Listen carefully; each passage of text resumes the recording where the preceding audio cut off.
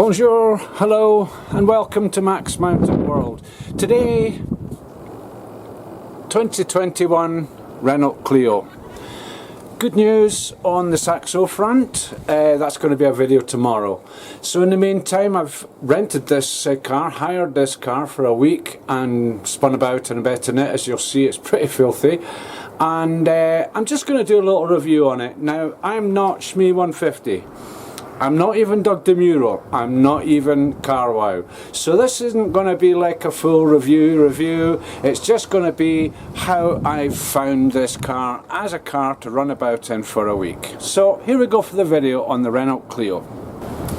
As you see from the intro, a lot of wind about today, so not really any point in fighting wind issues on the sound front. So I'm going to do this just in the entranceway of the garage here, and that way I'm not relying on the artificial light, which I have problems with usually. I've got a bit of daylight to play with. So here we go. I find this car to be a pretty attractive looking vehicle, certainly a lot smarter than all its previous models. Now, just having a little spin around, I find things it's all plasticky, you know. It's I wonder just wonder how breakable that is. You know, stones getting thrown up or whatever. Love the alloys, they're really nice. One piece of advice is if you're hiring a car, don't hire a black one. The stuff that we found when I did the walk around, the damage checks and stuff, it was, there's a lot of stuff that you'd see in a black that you won't see in any other colour of car. But generally it's okay. I had just over 5,000 kilometres on the clock when I started hiring it. On the checkout, and yeah, pretty good. I'll take it for a drive later and show exactly what I found with the driving aspects and stuff. So pretty good little car really. I find it comfortable. I find it again, the driving aspect I'll come back to. It's pretty usable, although down here, I don't know if I've got light to see this, under here is where the catch is for the boot. And you've still got to bring your hand in, you know, you can end up with marks and stuff. But it's a pretty good sized boot as well. The old 40-60 seats and everything, can't really see that in this light, but not very important. While I've got the car out the wind, let's have a wee look under the bonnet.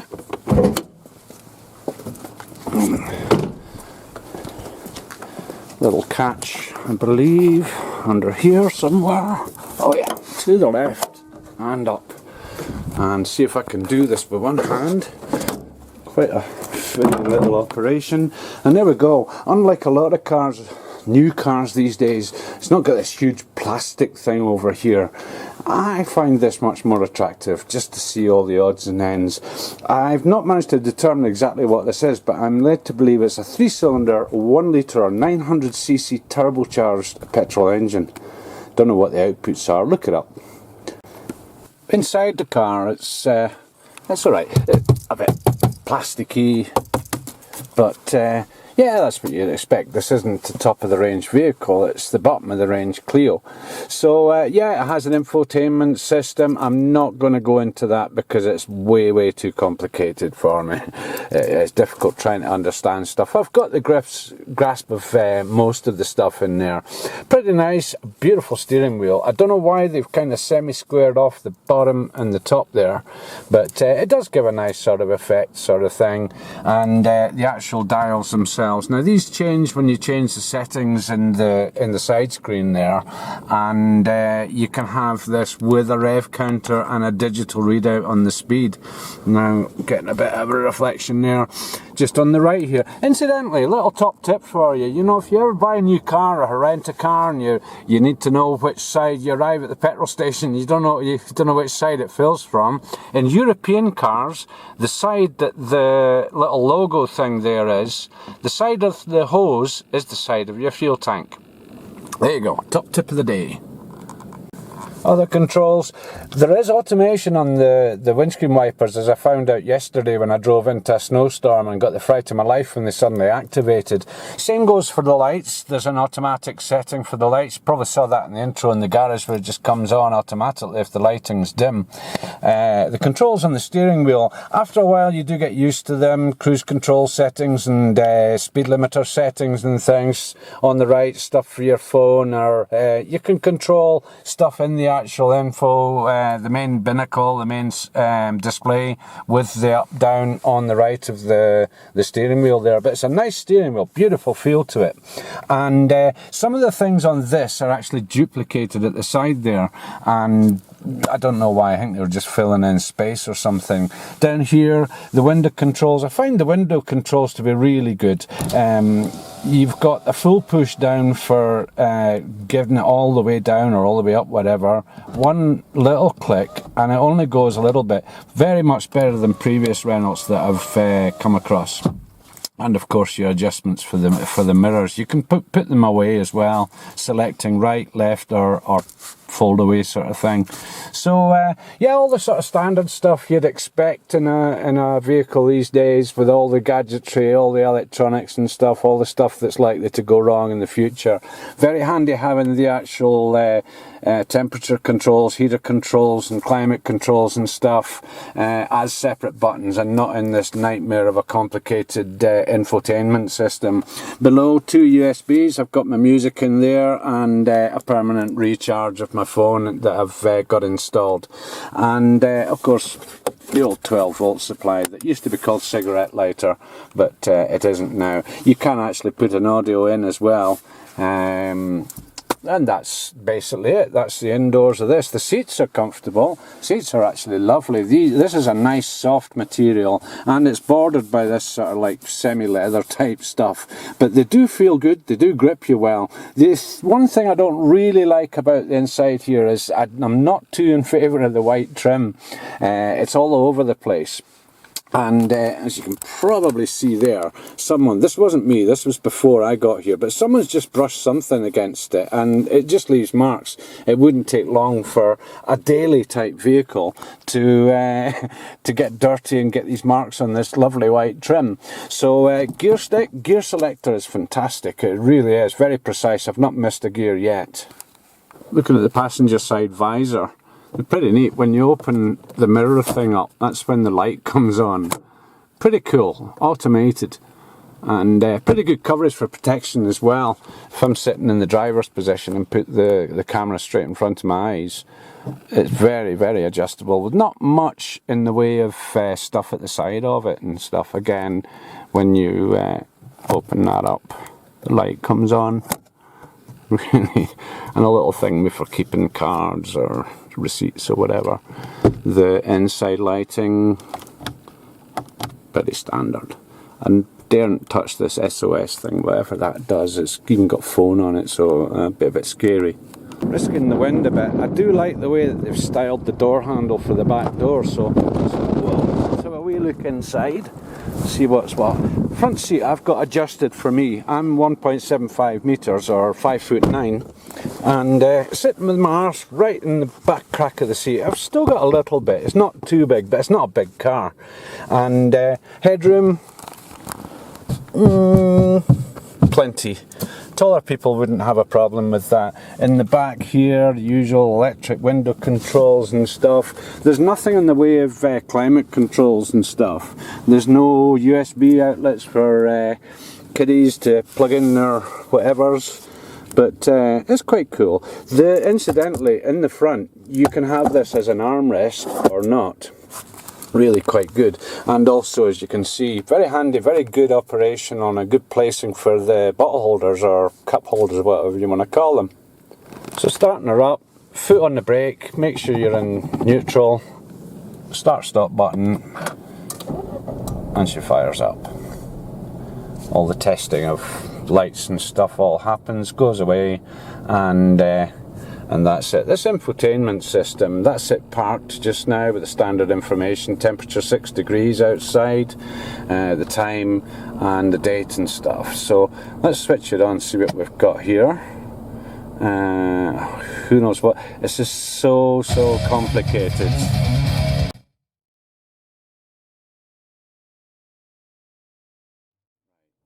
That'll be a copyright hit. So away from all that, it's already keyed into my phone. Quite annoying that it wants to go onto this Android thing. It doesn't give you too much choices, and it's really made my phone go mental, trying to avoid using that. I don't really want the hookup with it, don't really need it. So I'm really dicing with the problems here. Down at the bottom here, a simple touch. It's quite responsive, and everything is touch. There's no buttons involved with it. But the main thing is the réglage, and I can configure the vehicle. It just starts getting so complicated. So the parking brake, incidentally, as well, you can have it automated or off. Really makes no odds. It's very difficult to get a confidence in these things, but I prefer a conventional handbrake, you know. Why reinvent the wheel? So as I say, into here, your réglage and stuff, you've got various things. I'm just going to press through it and let you see. You can set up all the different thing, mode, silence or whatever, automatic closing, all that stuff, the reception side of it. It says there's more. And I can't remember it. So the good thing it does have is it has a back button, so wherever you end up in stuff, you're going to end up being able to get back from it. It's quite a complicated thing. As I say, you can check your tyre pressures, driving modes and all the rest of it.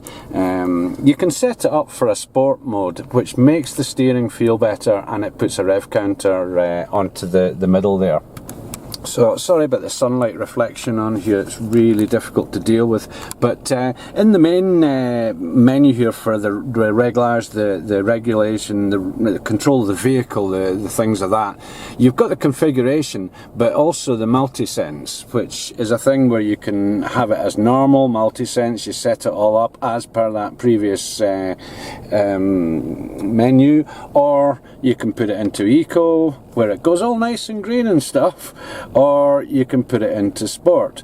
And what happens then is that the main display actually changes accordingly as well. So if I go into eco, you can see it's got this lovely little green eco thing going up. If I put it into sport, it changes to a rev counter, and I love the way that all the stuff activates. Brake lights, indicators and whatnot, they actually show up on that wee car at the bottom.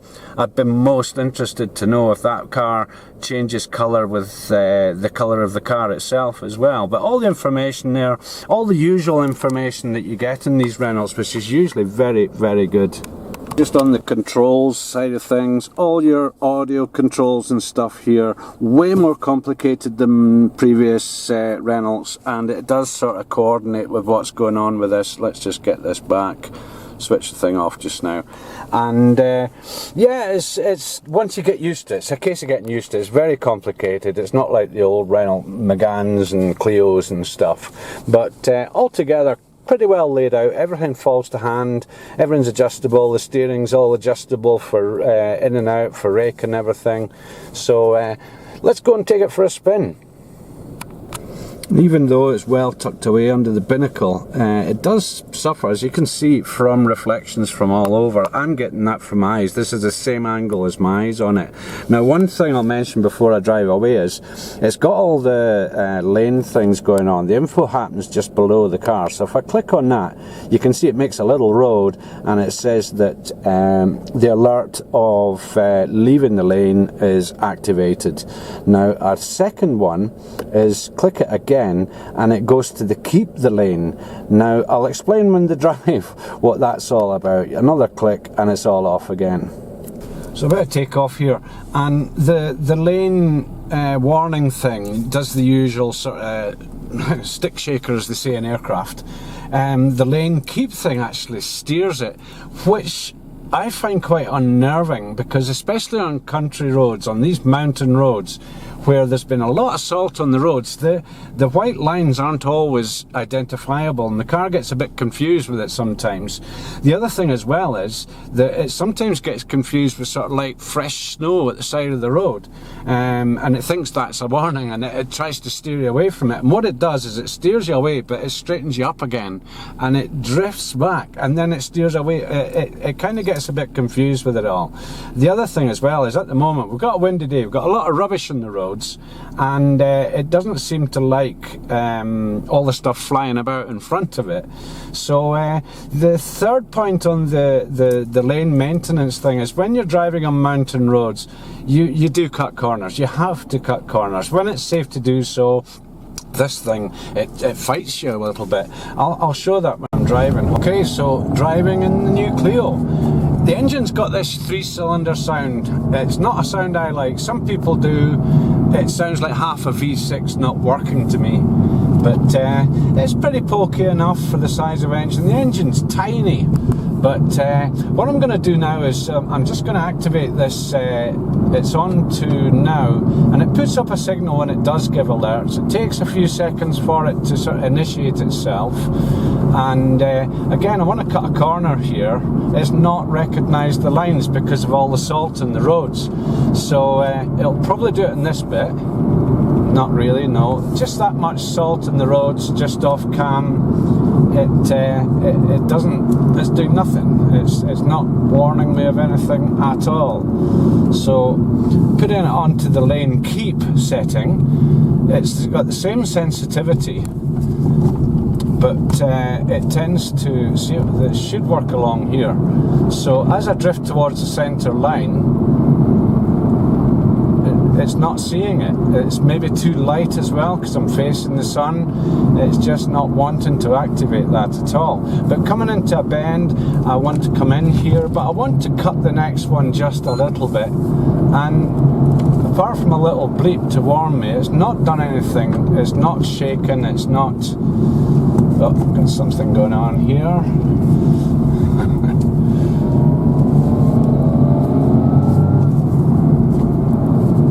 Roadworks and stuff going on here, but it's it handles nice, handles pretty well. This one's on winter tyres. That was part of the rental, so it's not actually doing anything on this lane keep or lane warning thing or whatever.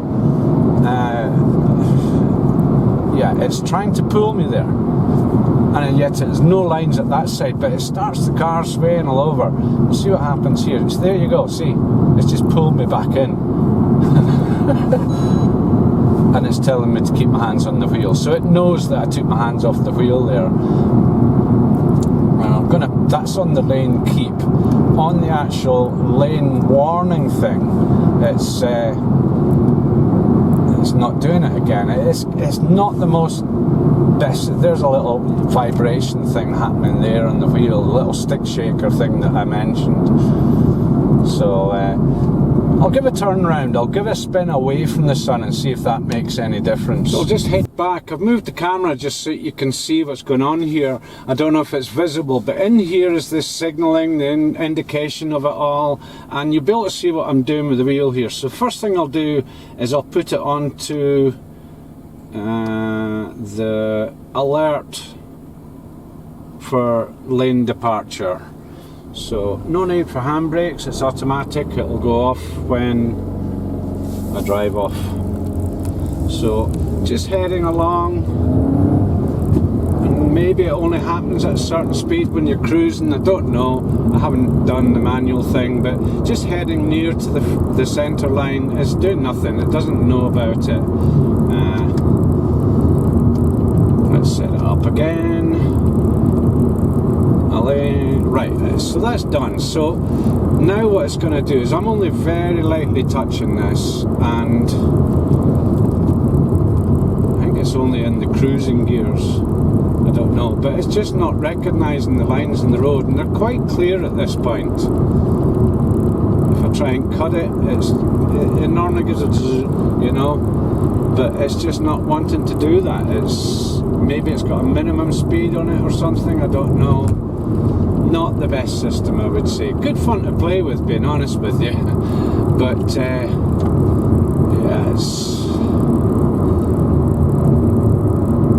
it's just not doing it. I can cut this corner and sometimes it'll go, don't like it, other times whatever.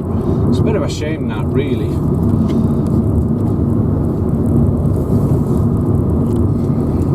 One little thing while I'm going around here and getting past all these guys that are doing roadworks and stuff is that the ABS and stuff on it, it kind of predicts, it doesn't react, it kind of predicts stuff, and usually it's too soon. So you're on a sort of braking over a brow of a hill and it'll predict it when it doesn't really need to. So I'll let this car ahead go way ahead and get a bit of speed up down this next straight and see if we can get this lot doing what I was wanting it to do. It does shift a bit when you want it to. So, nothing. I mean, it's a clear white line. It's just not wanting anything to do with alerting me or whatever. And it is activated. Who knows? You've probably got something where you can adjust it in this menu box, but really, it nips on when you want it to. Stick it in the fourth. But again, we're facing the sun here. Ah, there we go. Right, so I'll click that onto the lane maintain. Don't you know I'm still a poet? Right, so the lane maintain. I'm cutting corners here. Car coming the other way, but just coming into a corner, if you start trying to cut it, you come near the line and it tries to pull you out the corner. It's really quite unnerving. Yeah, it doesn't feel nice at all, and if you're not ready for it, it really can be quite a horrible surprise for you. Just coming round here, nothing coming the other way, and again it's trying to push me off the road. It's trying to pull me right. Not good. And I don't know if you can see that, it's putting up the yellow warning for it. So going up here as well, and yeah, it's pulling in, it kind of pulls and then straightens up, but it kind of straightens up, so it's going to have to do it again, so it's going to have to do it again. It's quite strange. I think I'll just keep that off. It did have it down on the main roads where you're sitting on the speed limit or just below the speed limit, and it did work better down there right enough, but when you have lanes that open up to 2 lanes from 1 lane, it gets confused and it tries to pull you all over the place, or it warns you, it vibrates all over the place. And one uncanny thing is that even though the steering itself doesn't have much feel, being electric steering, you can, when it warns you, when it does that stick shaker thing, you can feel which side it's trying to tell you about. Really strange.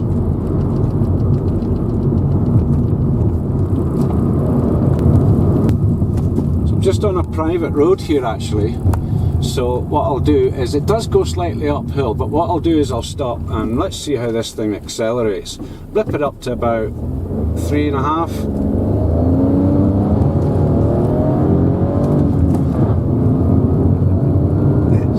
The traction control just kills it. It doesn't just limit it, it kills it. And it takes a long time. It does feel quicker than it actually is. And again, as I say, the handling, it's nice. You know, you fling it a little fast into a bend, it's quite forgiving. The only thing is, as I say, coming out, you put a bit of throttle on, maybe the inside wheel's starting to hint that it might be wanting to lose traction, it just kills it. It doesn't limit it, boom, you've got no power for a couple of seconds. So just coming back into the top of Les-Orres now, coming back to the garage, and I'll do the finalisations there. General sort of summary for it: yes, it's a nice car, but the recommended price for dealers on this is just over €15,000. That's way too much for a bottom end of the range car, you know. And yeah, that's it. But generally speaking, a nice place to be, a nice place to drive. It's a bit vague on the feel of it all, the seat of the pants feel of it all, but overall, I dare say you would get used to all that. And just waiting for someone to get out of the way here. And we'll just, yeah, there we go. People walking about, not looking where they're going.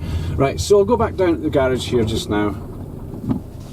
Auto brake and auto engine off, which you can override, which I do. I don't, it's not something I like, it's the auto engine stop sort of thing, you know, press on the throttle again, it's yeah, put the clutch down, it's starting to go and all that, but not the best system.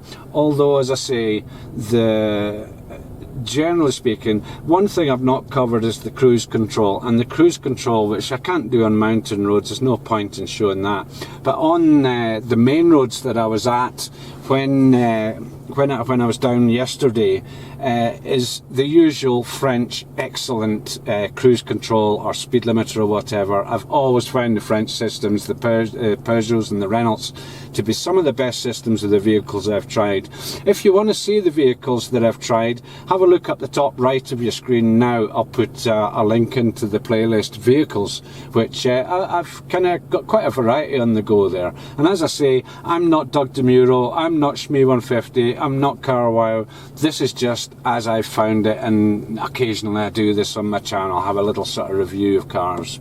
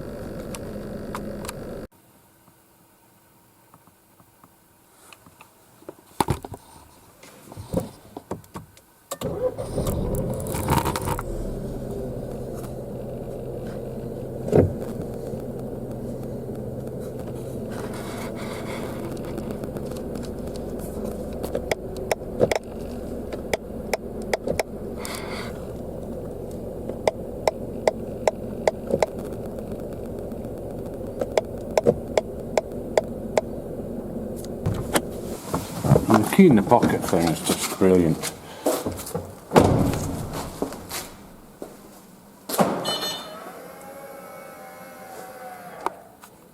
You even get a mini concert when you arrive. Started off by the mirrors.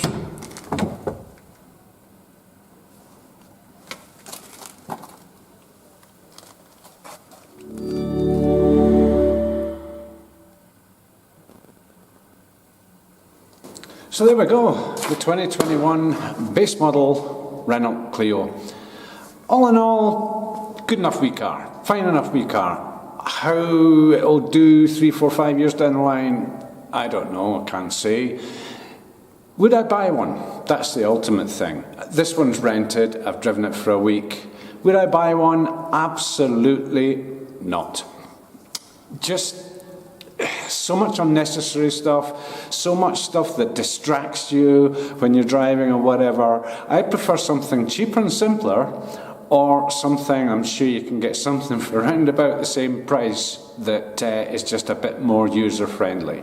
So that's it for today. As I say, I'm not a car reviewer. I just, instead of focusing on everything and giving exact details and stuff, just basically how I have found this. I've done these before. You've probably seen through the video above on the top right of your screen there. I've put in a couple of links to a couple of tests that I've done before and things like that. So see how you get on with that. Have a look at them. Some of them are quite fun. Anyway, until the next video, thanks very, very much for watching. Remember to subscribe. Click on that down there, and then click on the alert bell for notifications of further uploads from Max Mountain World. So until the next video, again, thanks very much for watching. Thanks for your getting all mixed up, your participation, and until the next video, ciao.